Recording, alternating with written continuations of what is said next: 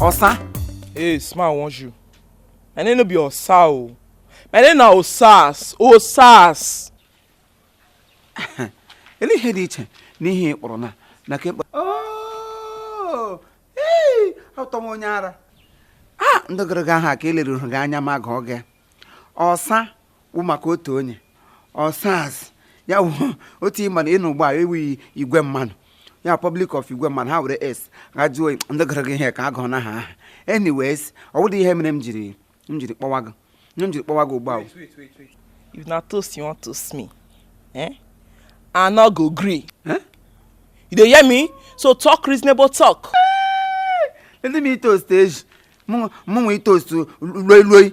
Kama m ga-toast gị mpọ na kwa akụmarị ndị ara niile n'ebe ahụ mere ha friends. Mụ na ha wụrụ friends anyị na-eri na-aṅụ.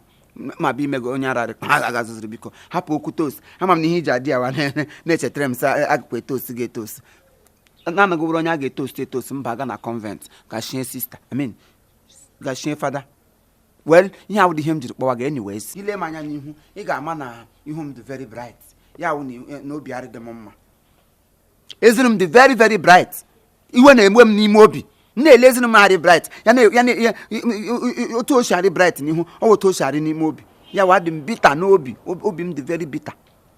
Biko, ihe anyị na-ahụ n'ụlọ ihe mụ na gị ga-ahụgide za mmanụ agbọbịa ha ka gị ama m na ngwe nọ na kitchen ugbu a your mind will very relax ị gede na-agba mbọ ka ị pụọ shi nga pụọ gaa nga dị gị ma ọwụ gaa na ke gị na-eshi ihe ma wụkụta ihe gị na-ara eke nje aba gị isi ofe gị kọwara gị na-ara gị chefuzie na ị kwesịrị ịpụ n'ezi ga gba mbọ ndị mmadụ ahụgụ na ụlọ na ịnọ nga akpuchiri gị ụlọ nkpuchiri gị enwedị onye ga-ahụ gị otu nwa agbọbịa na nobody ga-enwe opportunity ịhụ gị mana gị pụọ na-ebu awụrụ aja mbugharị ma ọwụ orenji ma ọwụ ụdara gị buru ya na-aga hụ gị dịka ị na-aga gị na-ebugharị ngwa ahịa ga a ga-azụ ụdara azụrụ gị ma otu ị dụrọ n'ime kichin ga adịdị onye ga-ahụ gị ị ga-eshi gị n'ọnị baa ga monopos atagbu ogu ya wụrụ otu agadi m anụ nọ na mmiri lekwa ahụ ọnụ obere ogu gba ahụ ọnụ macha white ya wụ nga m nọ na ha kacha ala ekwe kpọrọ m bịawa nga ihe m bịara ngwa ahụ ede m ga ma na nwa ogbede m mgbe amụrụ ya nọ ngaji mmere futbọọlụ ọkọta ihe ya na akọmandọ m ya kọmandọ ọgụ nke m na-ewute m nke gị na-atọ gị ya sị gị gaa weta mmiri gị chere ka eghe aṅara n'ọkụ gaga weta Chineke kpọọ gị ọkụ ọ bụ ịmadịsọ na nwa na-ekwesịrị ịdị na-eji anyị eme pile ọ bụrụ nne ma nna ya na-eji m ihe ugbu a obi adị m melodown m na-ejibeda mgbe o ji mee m assault m were mmiri luo ya ka ọ wụrụ mana olee otu obere nwa ha ọta ga-esi ya were obere nwa ya na-agbafọ mụ na gị n'ezinụ akpọgolo elu gị na-aṅajega agajega gị na onye ha na kichin onye ọdọ ihe o mekwadogo ọ ihe m jiri sị m akpọ ọgụ ka anyị tolo arụ ihe anyị ga-anọgide nga na mmehie amara baala anyị ụba anyị ga-esigide na ịnyagide moto onye ọdọ nwụọ ekwesịrị m ihe ọhịa ga-emegide megide gbaa moto ka ịmadụ na kichin ime na-awụdụ ke gị fakọlti gị ọrụ kwa ọrụ chee echiche chebara ndụ gị ihe m jiri kpọwa gị maka Chukwu asị iwe adịghị ewe gị iwe nọ m n'obi n'ihe anyị ga-eme ka anyị kwụsị ihe anyị anyị kwụsịrị ọrụ saịdị warụ ọwụnụ nye m tụ ka mụrụ opinion mpiji suggestion nseji ngwa gwa m ihe ewu uche obi gị. The thing be say, this way you talk now, I reason you see for this your small plastic mind like this, you don't get small sense.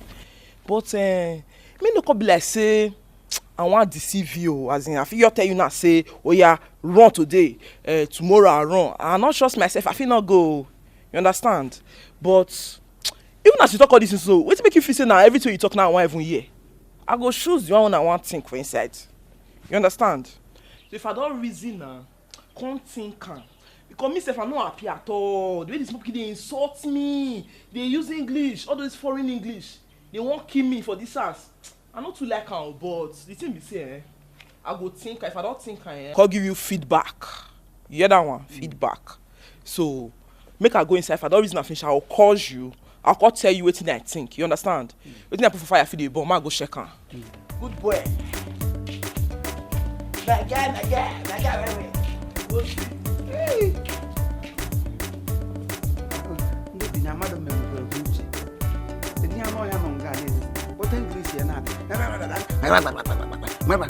Mụ bekee obere nwa na sheshile. Nwatakịrị sọ bekee na-atọ ka nga ara aga honey. Chega gị sọ ya tinyere ka nga anya nshi otu. Ndị mmụọ kitchen fọgbukwe. Na kitchen mee ka a ga-ebupụta ozu. Maka ya nwụdo na kitchen mee kpọmba skas.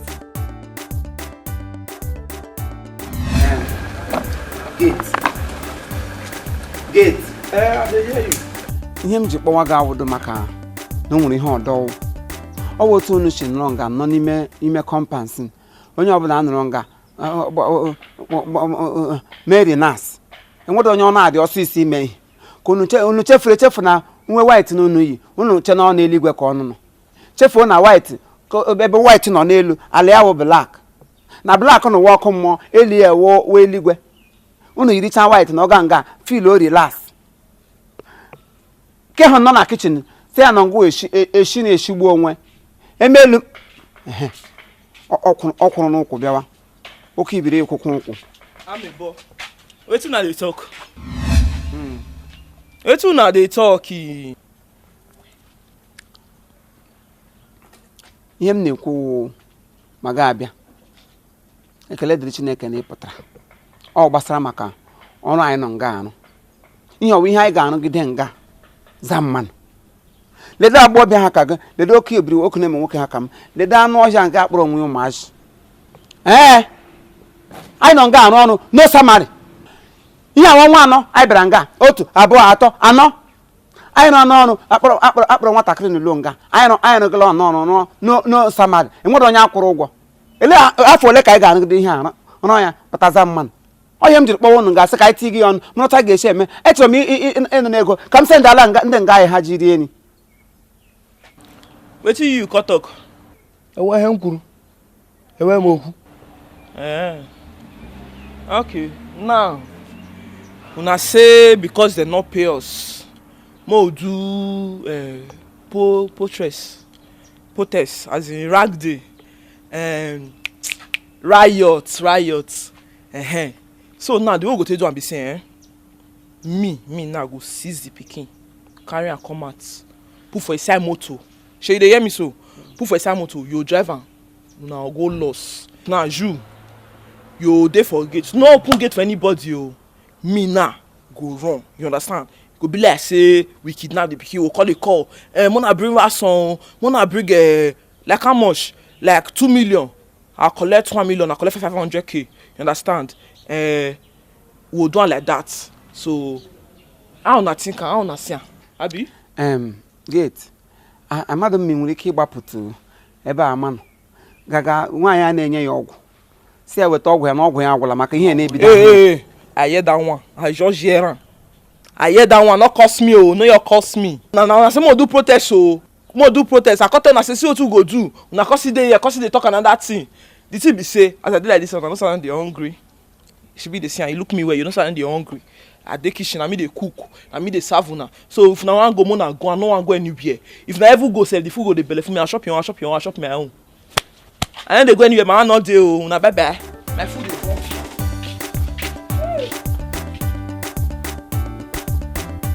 Ndị Chineke ji were m na ya na-ekiti ndara na ya tige m na-ekiti ndara sị m na ha anụkọ m ọnụ. Kedu agba ọbịa dị ndịlekwa ihe ọ nọ nga eyewe ọnụ ekwu. Kọju ihe na-akọ m aga na gate. Ha zụzụrụ pụọ biko mmata matara gị kọrọ m ahịa iyi ịkpọ jin bịa nga anụ na akwụjego kwụkwụkwụkwụkwụ. Nwere ihe ọdọ nọrọ mma ya. Okay, ever since you got back from the States, you've actually lived here in the city.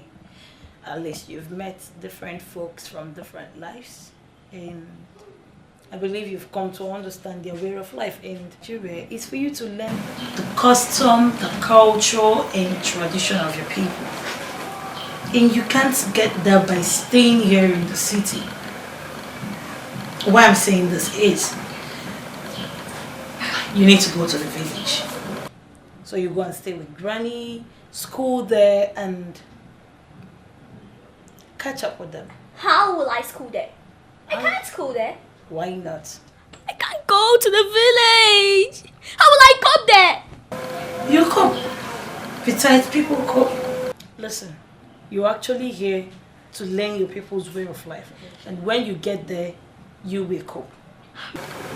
You are not from the Western world. You are a full-fledged Igbo girl. As a matter of fact, I'm not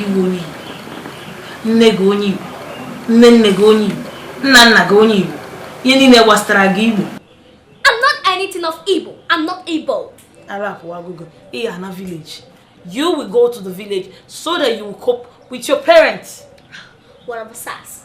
Osas is not going with us. Sass will go. No, she will not. Sass will come. No, she will not. Sass will come. She is not going anywhere. Sass is gonna come. You will learn to wash your clothes yourself. Learn to make your food yourself. I can't wash my clothes. Get ready, Nili. I can't. I don't care. You will.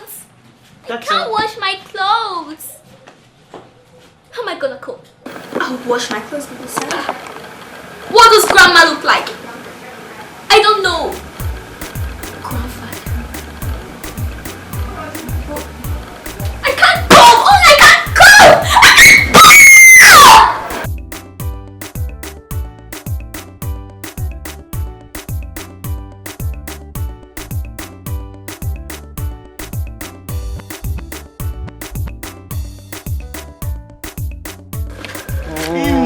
na ayo mi hu na me enwe pity n'obi happen na mala agaga to him je onwe me biko no go now. Why did you do like this? No go.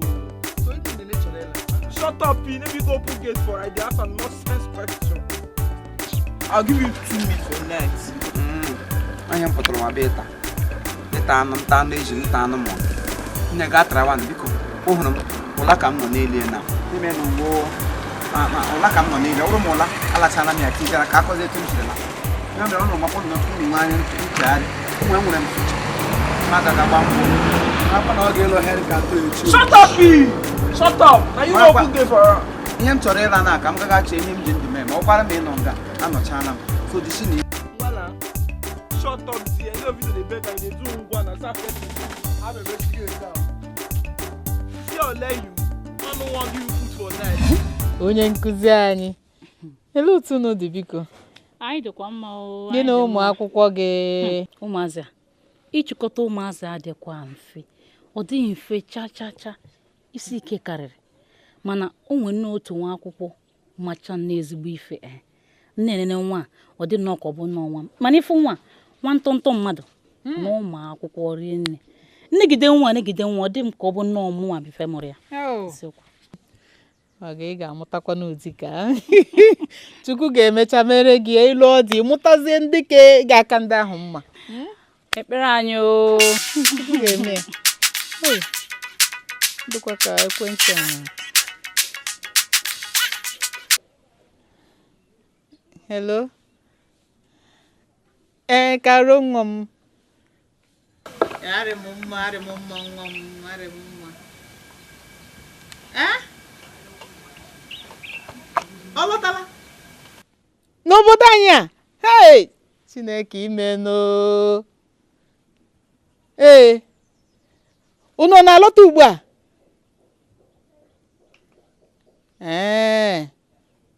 Ị na-enecha ule gị? Nsogbu adịrọ.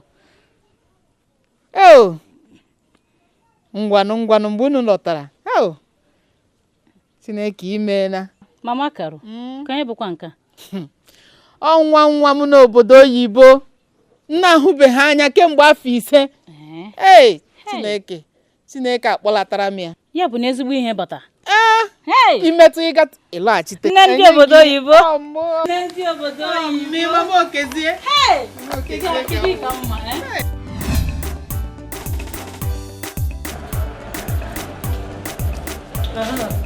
Auntie Corey.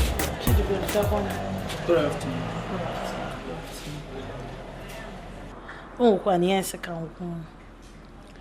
Unu n'elu anya. Unu ga-afụ na ihe adịchara ozi mma. Iyota. My brother bụ onye nwụrụ na enwego issue. Otu o si go nwe issue ego adịghọzi eji akata for the building and ndị nọ n'ime ya. Ụlọ akwụkwọ nwa na agakwuzite sef ada site m aga maka na ego eji aga akwụkwọ nwa na-adịghọ.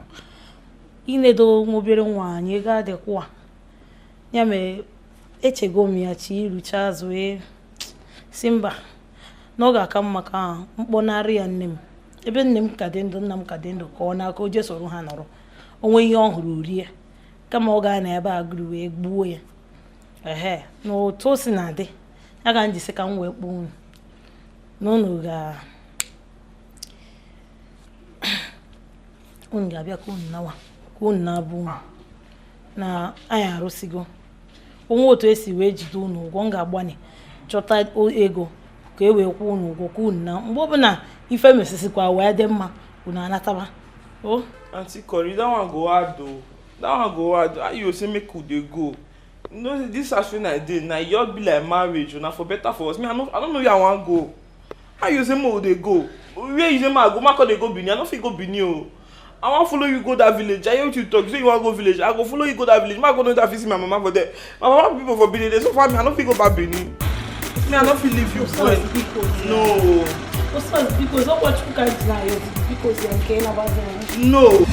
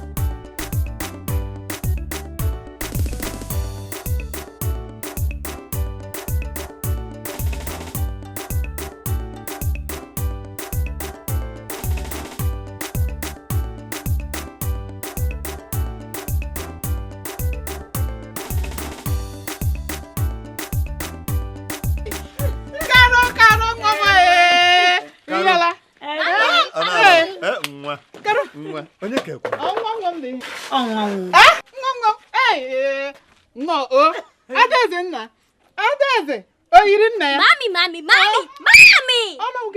It's not a daisy, it's Sharon. Sharon. My, yeah, woman, you want. Yeah, wait, Diane, I behind I was us. Osa.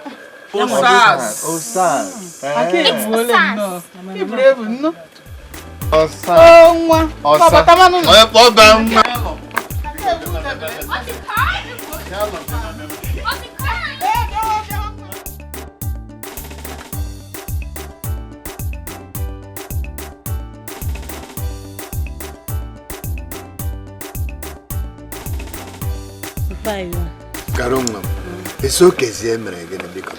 Okezie ka nọ ya kpọọ m na ya nwere nsogbu n'obodo oyibo na m ga-abịa n'airport bịa kpọrọ nwa ya nwaanyị agala nụ m airport kpọrọ nwa ya nwaanyị abịazie gwa m sị na ọ baala nga. Hey! Okezie o mere gịnị? O mere gịnị? Obra nwere ike. Amam. Ọkwa ya ka m gbagidego mbọ ma nwa de Peter nke a bi na town. Kpọọ ya si ya o nwere lọya ọma nọ ga-enyere anyị aka ka agbapụta Okezie. Ya sị m na o nwere lọya ya nwere n'obodo oyibo. Eburula m ego niile Okezie sendịrị bụ ịga lọya. Hey!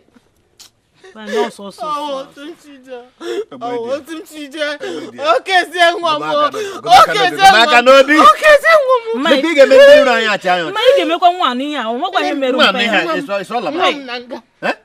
m na nga nwa m gbe die o he gburu m ihe gị mmechi ọnụ nwaanyị biko nwa nne ya na alabadala Karo elekwa na onye ga-esiri ya nri onye ga-elekọtakwa ya ebe ahụ Karo onye na-eleta onye na-enye onye nri ịmakwa na asị na nga ndị obodo ahụ dị njọ nga ha ka njọ karịa nke anyị asị na ya na-eme ha bụ iji ọgwụ gbagbuo ha tụba ha na mmiri gbagbuo nwa m hey gbagbuo nwa m onye na-agbagbu ya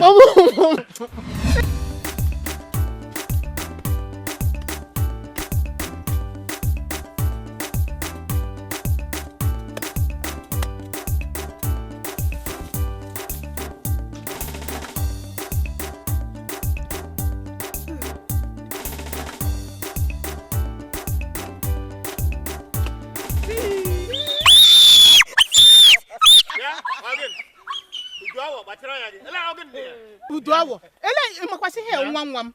More than lock up na play with the place. See, when I dey small, they go free, they go catch this thing. They call am atete. You understand? Hey, do any here. I lock up here. Gịnị o lock up? Nwa. Eno. Biko ihunu nwa. Esele mu ntasi imo. Si nwa rie rigodi n'ụra ofe nsala nsichana n'abalị. Ori ka o kwureri. Ofe nsala. Lotori ka nwa akpingo rie ori ka o kwureri.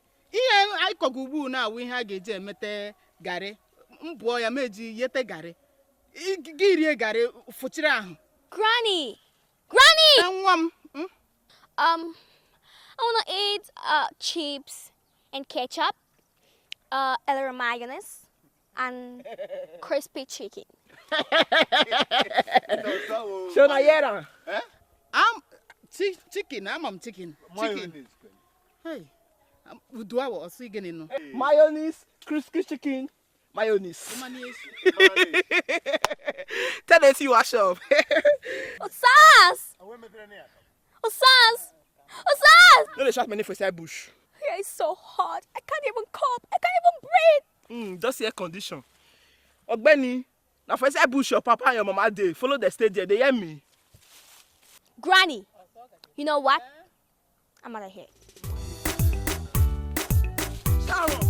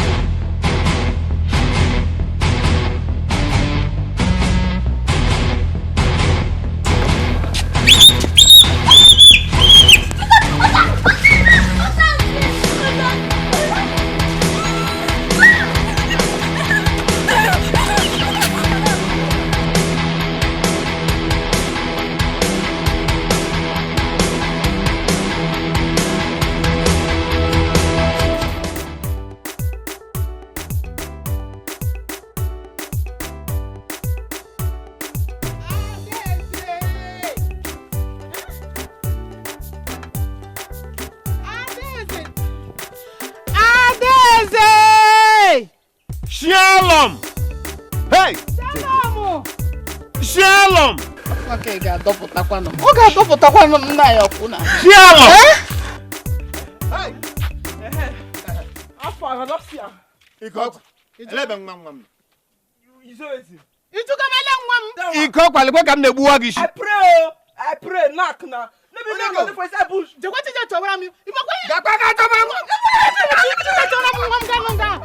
Abi ga-akpọ abakasị nwa na ala kwa na. Onye ga-esi ya wonye. Iko kwa ka bere m ya.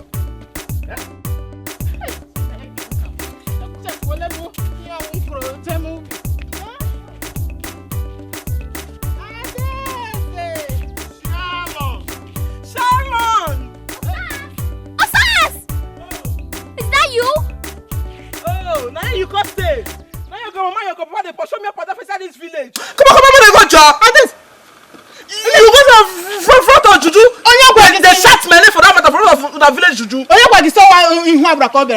What?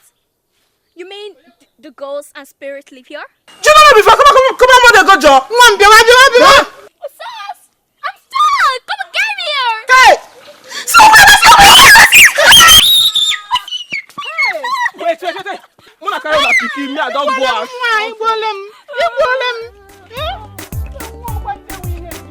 I'm not telling you tomorrow. Now that tomorrow, soon I'll tell you. No one's asked me. Marco, wash me. I pray when I can't adopt me now.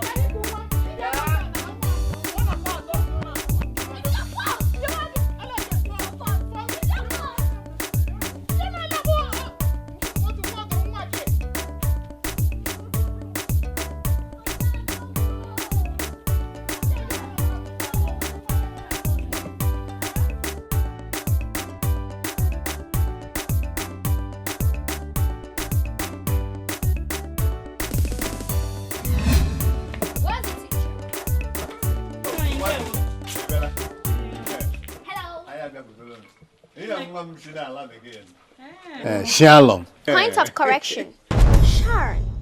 Oh, Sharon. Hey, yeah. Nka nwa ga egwara m ga bido akwụkwọ ebe. Shalom. Oh, maka kwa nnọọ. Hey, nne maka o. Ele ebe ọ na-ebido? Ọ ga-ebido na primary 2. Ihe ọ ogbere nwa ndị iri agriculture. Ngwa ihe mere nụ bụ na ị ga-akpọrọ ya ka ije na nke onye isi anyị. Iruo n'ụzọ anọ na mgbada ebe a. Isoro aka nri gị. Ọ ga-edenye afịa n'iru ebe ahụ. Achịkwa m onye isi. E nwere onye nke na-edeyekwa afọ nọ n'ime. Otu ọ dị ebe. Nne maka o. Grandpa! Wait, I need a sec. Grandpa, I need to go and ease myself. Easy, sir. Easy, man. Like, wee-wee. I want to wee-wee. I want to ease myself. Eba mami. I don't know. I want to ease myself. Hey. I want to ease myself, Grandpa. Hey. Come on, love. Super. Easy, man. Super. Easy, man. How about him? Hey.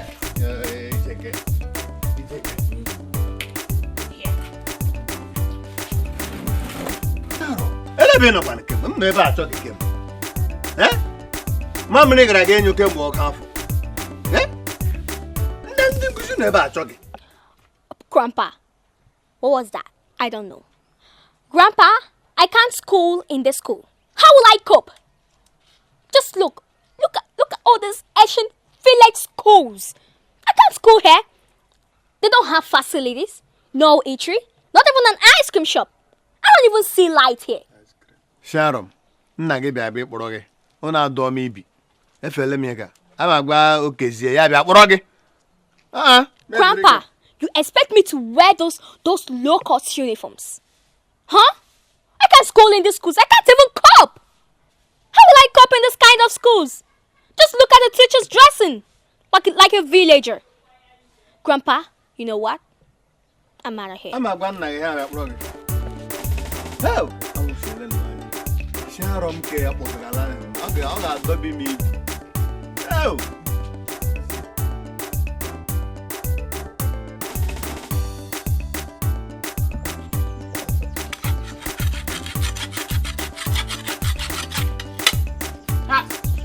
Sharon, no gaga choko.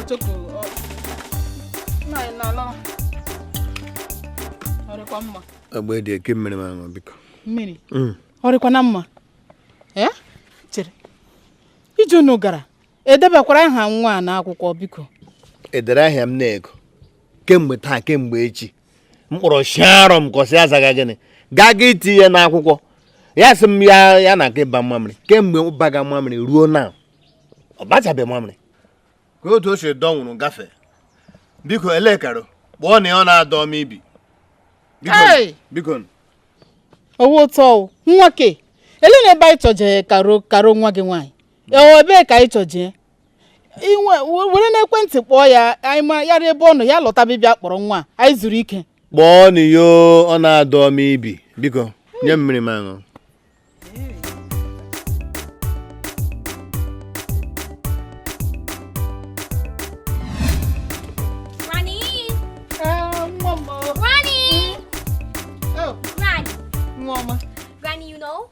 I woke up this morning, and I woke up happily.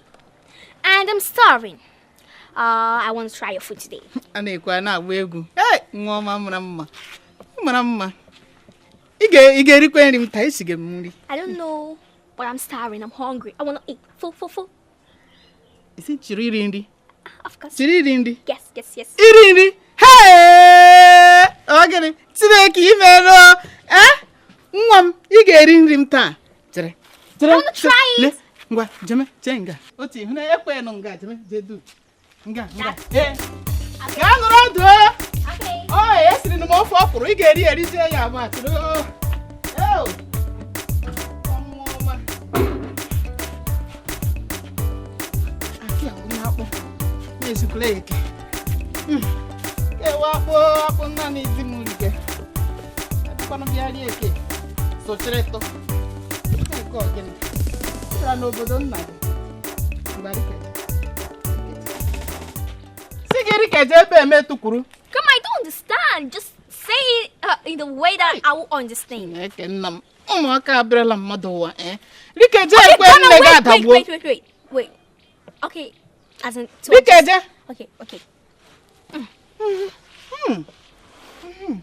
Rikeje tụbọ.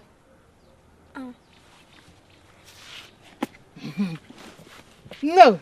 What's that? Shalom nwa. Na. Ake wakpa ala nna gị.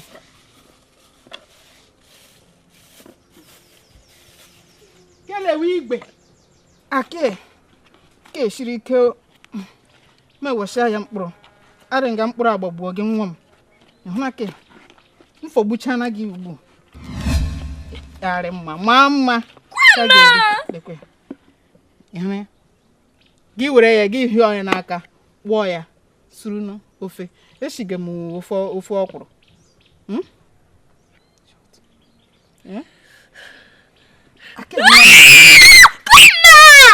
anyị tishuru mmadụ ntị ihe gịnị ọnwa onye tụrụ iri nri etime.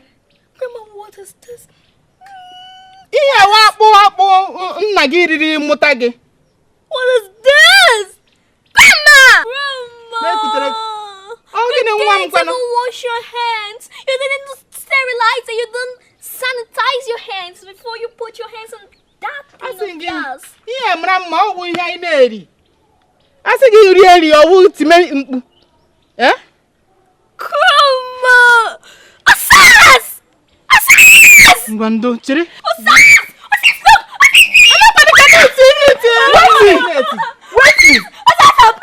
Wait. What's happening?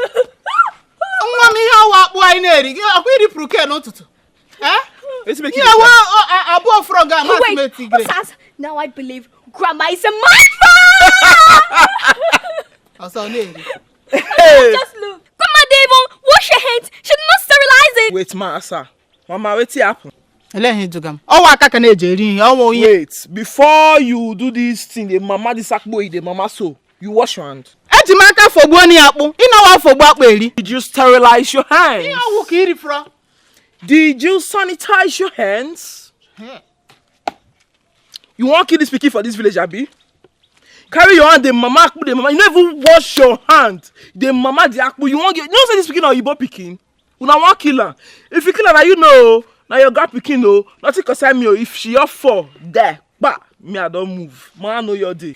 Oh, Sass, I thought she was gonna give me chips and ketchup. And hey, no provoke me. You keep that your cheese check up, something for one corner. Forget how they fight for you. Just keep that. Don't provoke me.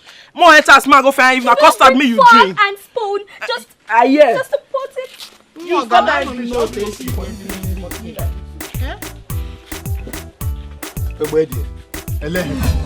Lekwe Shalom. Ọ bịakwara na n'usekwu nga m nọ. Sị m bụ ayo ga-eri nri. Onye mụrụ otu ọ wụ iri nri. M ṅụrụ ya o. Jee bute akpụ abụọ ha iri fọrọ. Were bịa sị m afọgbuole ni. Ọkwụta anyị na-esi eri ka m. Nwatakịrị etime. Amana m ọwụ otu m were nọ n'aka afọgbu gị ka ọwụ hụbeghị ya mbụ. Asị m ewesi anya ya mkpụrụ na-agbagbuo ya. Ọsị agaghị eri.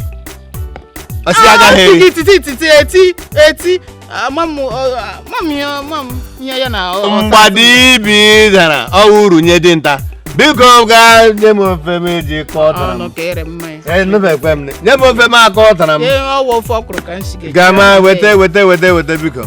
Sharon ga ama nwuru ga nwuru.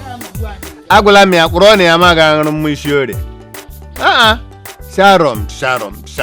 Osu ya bre hida again.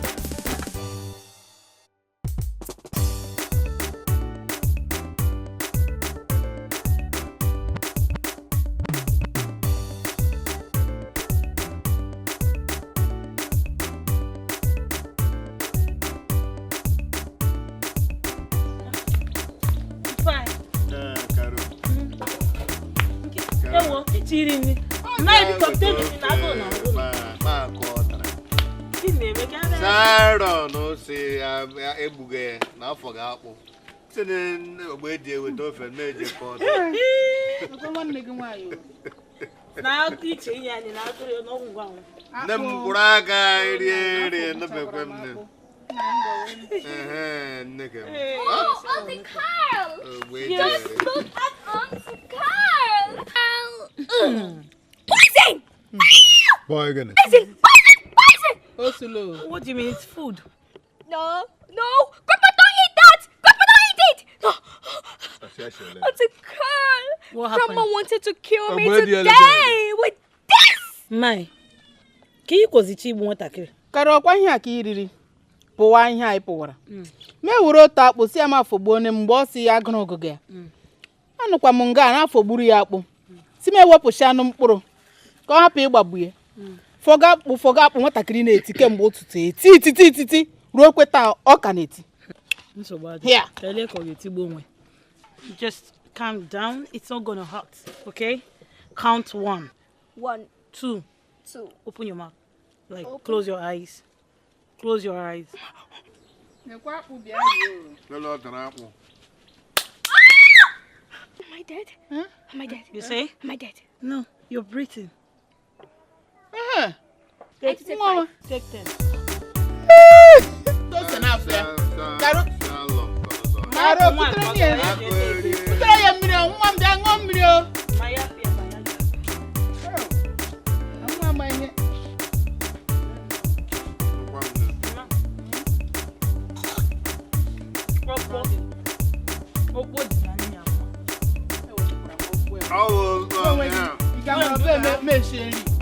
Ebe ị gawara kemgbe ị yọrọ nnọọ gị na-agaghị egiga. A gị kwesịrị imesịrị mazụ ọkpụkpụ. You know, since they come by this village, they show yourself, scatter.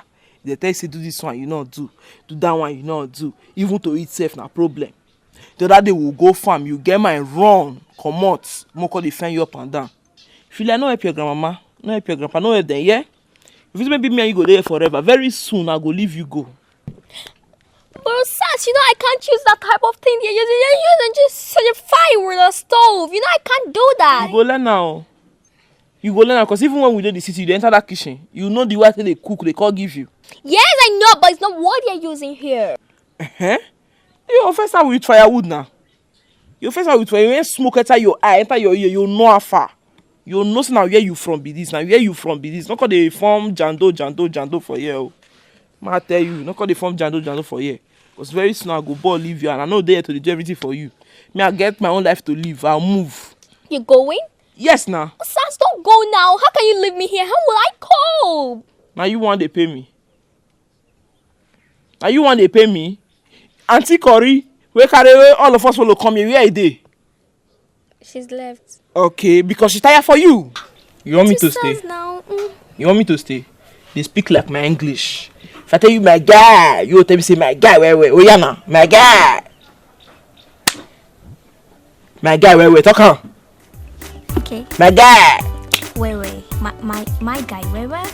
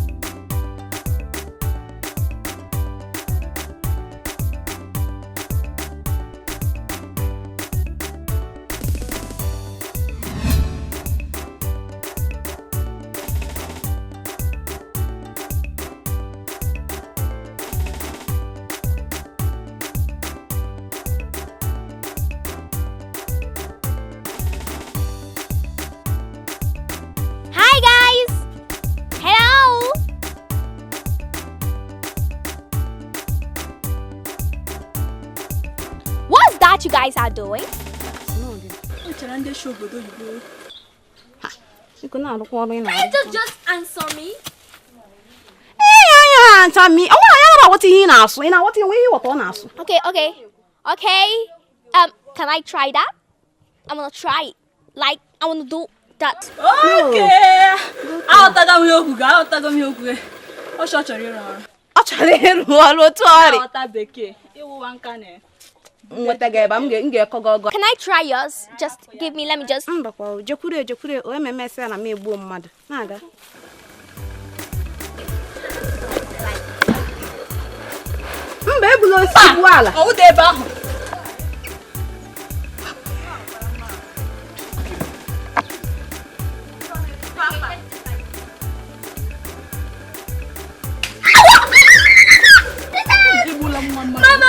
Mommy! Hey, look what I'm doing. I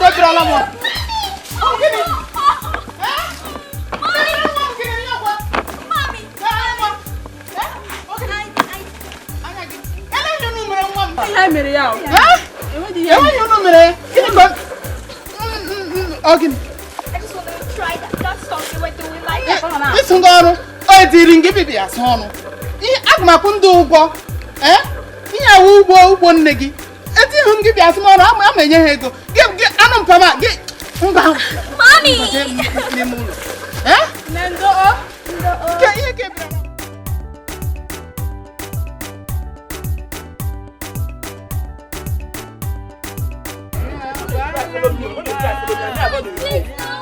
Please me. Leave me. I don't tire. They use me sweat for you. I don't try.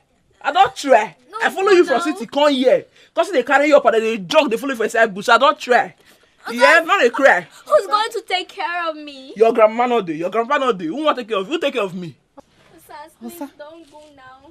Also, gini kwana keep kwana akpagi. I dey go my village. I don't they go for real. I don't they go.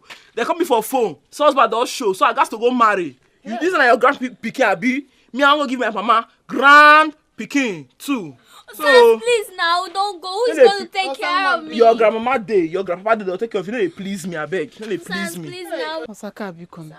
Hello, tiji kwana hapụrụ m naanị m na nwa. You not there? I'm saying you not there. You don't take care of a pikin. Ka nwa nka biko. Ihe ndị n'ore kwi mama m otu na-eje ese ihe ndị n'ise. You get what you want give me. If you get, I go call the comment the line of my shoes. Or you can't have pikin that bro me come marry me. I bet my go. No worry, yeah. No, you worry yourself. If I don't go, if they do the marriage, you can't do chief bridesmaid for me. I'm talking about you going and you're talking about flaggers. You see they speak English, so now they pay me. You see they speak English. Man, they go, I'll call now. Take care of yourself. If you like, go they jump up and down. That's not to call you. Now you know. Very no.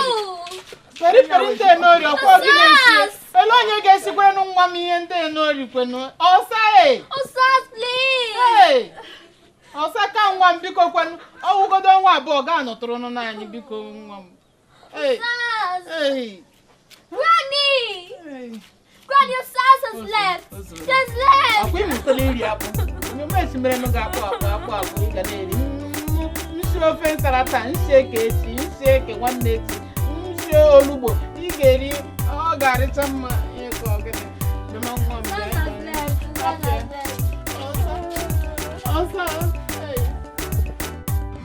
m I like it here. I don't like here. Karo aga nwụrụ na nwụrụ. Aha nwa gị bụ ya. Karo. Ejo se nna gị bụrụ ndụ bịa na mkpọrọ nwa ọnụ kpọga Shalom kọnụsọ Sharon. Ke ọnụ mkpọrọ bịa ha ka ọkwa. Ị na ya soro bịa.